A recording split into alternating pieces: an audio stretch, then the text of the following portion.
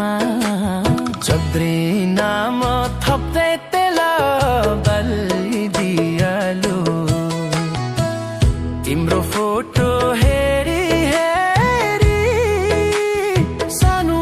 भन्दै बोलाउँछौ भोलि सुन्न नपाउँदै हुन्छ उज्यालो तिम्रो फोटो हेरी हेरी सानो